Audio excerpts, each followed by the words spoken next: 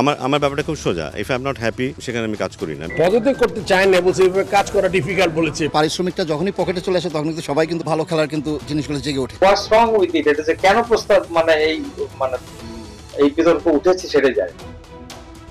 Bangladesh cricket 5 মাসে 5 মিশালি অবস্থা, এক একজনের এক এক সমস্যা, কারো সাথেই মেলে না কারো কথা।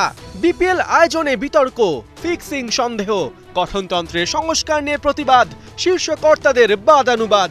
বিসিবিতে মাঠের কোয়ালিটি ক্রিকেট বাদে বাকি সবই চলছে বহাল তবিয়তে। চলমান এসব সমস্যার সমাধান খুঁজতে শনিবার এক টেবিলে বসতে যাচ্ছেন বিসিবির 10 পরিচালক।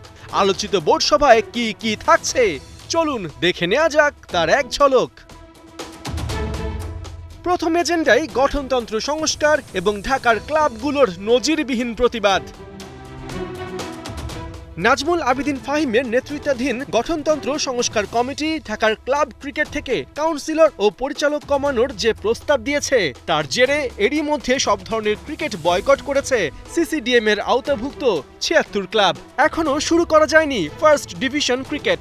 ধারণা করা হচ্ছে কাউন্সিলরশিপ ও পরিচালক কোটা নিয়ে ঢাকার ক্লাবগুলোর সাথে আপোষের ঘোষণা দেবেন বিসিবি সভাপতি ফারুক আহমেদ। বোর্ড সভায় পরের ইস্যুই বিপিএল, যেখানে আলোচনা হবে ক্রিকেটারদের বকেয়া পারিশ্রমিক ও সন্দেহজনক ফিক্সিং নিয়ে। সদ্য সমাপ্ত চট্টগ্রাম পর্বে সময় মতো পেমেন্ট না পাওয়ায় দুর্বার রাজশাহীর ক্রিকেটারদের অনুশীলন বয়কট ও প্রতিবাদ ব্যাপক হইচই ফেলে দেয়। অবস্থায় এতটাই বেগতিক ছিল যে দলটির ক্রিকেটারদের শান্ত করতে আলোচনায় নামেন খোদ বিসিবি সভাপতি।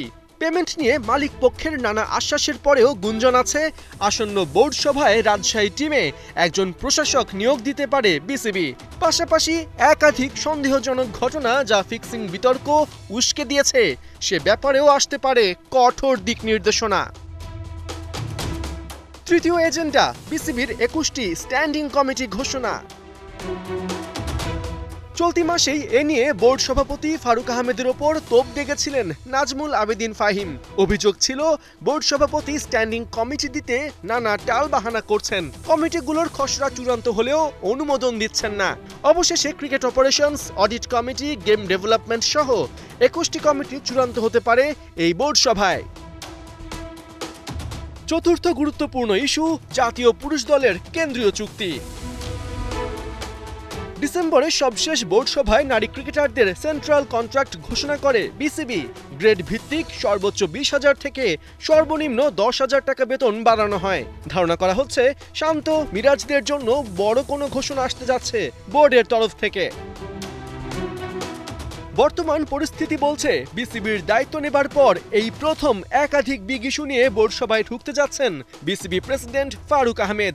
শনিবার বিকালে সেই অ্যাসিড টেস্ট কিভাবে সামাল দেন বোর্ড সভাপতি এখন সেটাই দেখার অপেক্ষা। পার্থ বণিক, ৭১।